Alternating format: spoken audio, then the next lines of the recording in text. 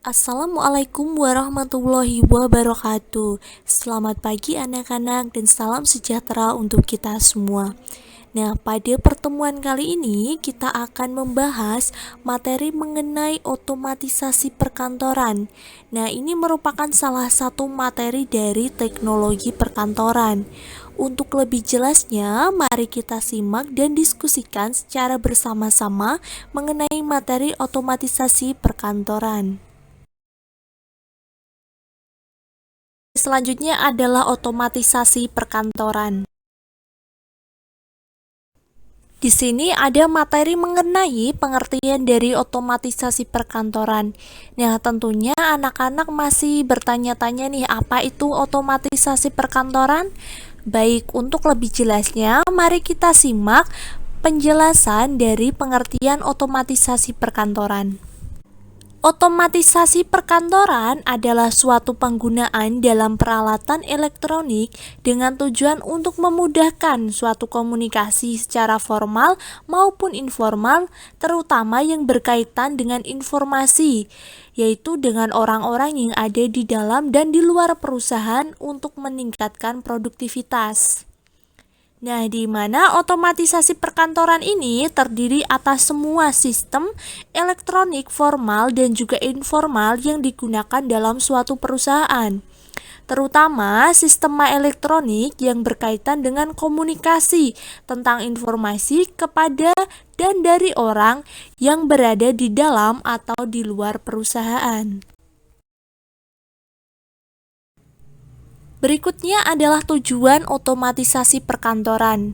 Nah, di mana otomatisasi perkantoran ini memiliki beberapa tujuan, di antaranya yang pertama, sebagai penggabungan dan penerapan teknologi.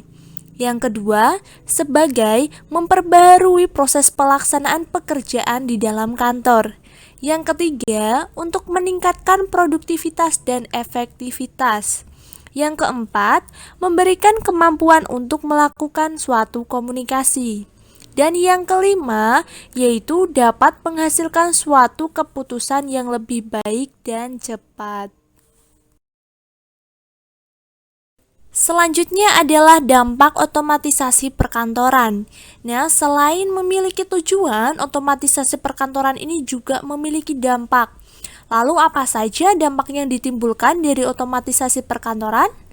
Baik, selanjutnya kita akan bahas mengenai dampak-dampak yang diakibatkan oleh otomatisasi perkantoran sebagai berikut. Yang pertama adalah dampak terhadap pekerja dan pekerjaan. Yang kedua adalah dampak terhadap pendidikan dan pelatihan pegawai. Yang ketiga, dampak terhadap manajemen menengah. Dan yang keempat, dampak terhadap operasi suatu perusahaan. Baik, selanjutnya kita akan membahas dampak yang pertama, yaitu dampak terhadap pekerja dan pekerjaan. Nah, di mana pengangguran ini adalah salah satu dampak dari adanya kemajuan teknologi, di mana kinerja pegawai akan meningkat karena suatu teknologi. Nah, teknologi ini dapat menyebabkan suatu pengangguran dan menciptakan suatu pekerjaan baru. Nah, mengapa demikian? Misalnya saja, seperti telepon jarak jauh tidak dapat membutuhkan suatu operator. Namun, pegawai dalam suatu perusahaan telekomunikasi dapat meningkat. Jumlahnya dikarenakan telepon yang harus ditangani juga meningkat.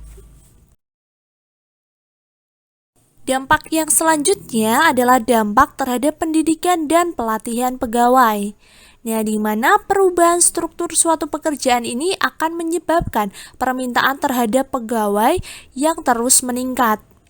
Untuk memenuhi suatu kebutuhan tersebut, menggunakan otomatisasi perkantoran, di mana harus ada hubungan antara sekolah, industri, dan pemerintah untuk persyaratan kerja di masa depan. Di mana dengan adanya berbagai jenis pekerjaan, maka dibutuhkan suatu pelatihan di berbagai tingkat pendidikan, yang mana pegawai juga harus mengetahui rencana, manajemen, dan dampak dari otomatisasi terhadap jenis pekerjaan yang tersedia di dalam perusahaan. Selanjutnya adalah dampak yang ketiga, yaitu dampak terhadap manajemen menengah. Manajemen menengah dalam perusahaan mencakup berbagai pekerjaan yang berbeda dengan perusahaan lain. Manajemen menengah ini terdiri dari semua manajer yang berada di bawah tingkat pengambilan kebijakan, di mana dalam perusahaan, manajer kantor administrasi masuk dalam kategori manajemen menengah. Nah, dengan adanya komputer, ternyata pekerjaan manajemen menengah tidak berkurang dengan berbagai alasan, yaitu seperti keputusan manajerial pada tingkat ini terlalu jauh untuk dianalisis, di mana dianalisisnya ini menggunakan analisis mekanik. Nah, yang kedua, adanya peralatan otomatisasi yang membuat pekerjaan menjadi lebih cepat dan tidak berarti bahwa peralatan tersebut akan berguna. Nah, mesin otomatisasi bekerja secara optimal untuk pekerjaan yang rutin dan berbeda dengan masalah yang dihadapi oleh seorang manajer. Kemudian dampak yang terakhir adalah dampak terhadap operasi suatu perusahaan, di mana dampak otomatisasi akibat dari penerapan otomatisasi perkantoran ini akan menggantikan tenaga manusia menjadi ketenaga mesin, yaitu sesuatu yang bisa terjadi yang bisa disamakan dengan penggantian tenaga kerja. Nah, apabila setiap perubahan dalam lingkungan kerja mengakibatkan perubahan sikap para karyawan, maka manajer harus senantiasa menanamkan sebuah pengertian kepada karyawan mengenai pentingnya perubahan-perubahan tersebut.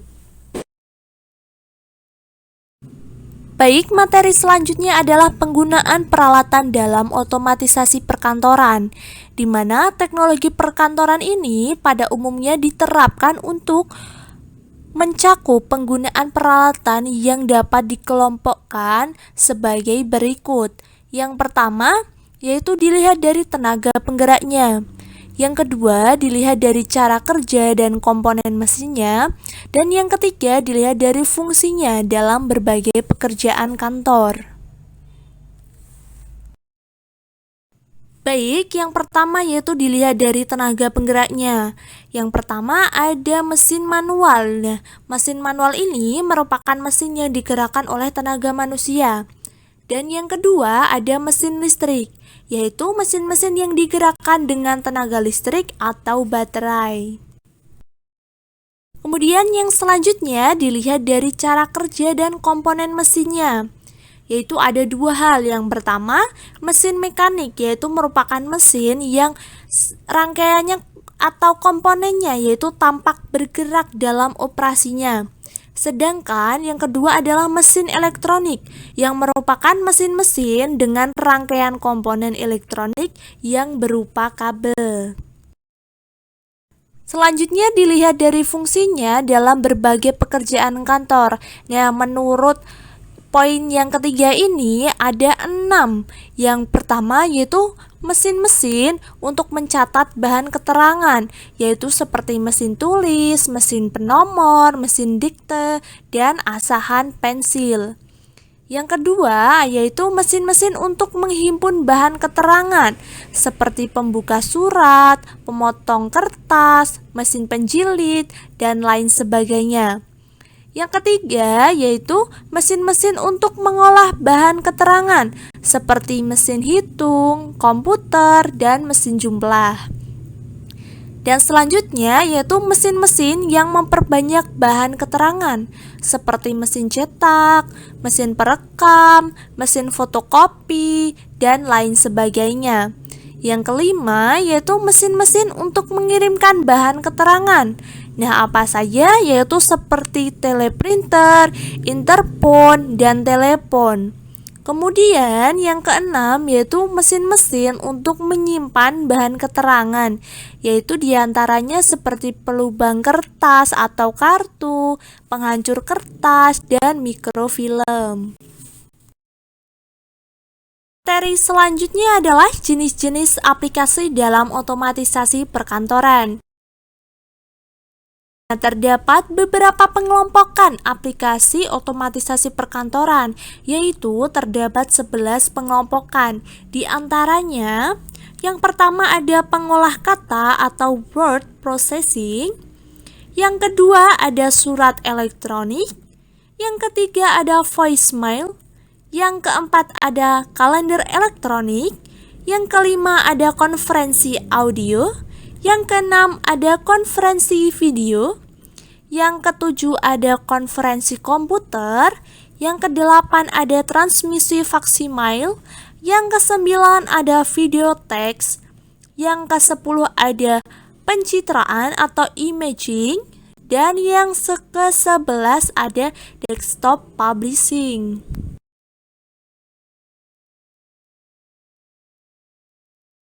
Berikut adalah materi pembelajaran mengenai otomatisasi perkantoran yang dapat Ibu sampaikan. Nah, apabila ada pertanyaan mengenai materi tersebut, dapat ditanyakan melalui grup WhatsApp ya. Terima kasih. Wassalamualaikum warahmatullahi wabarakatuh.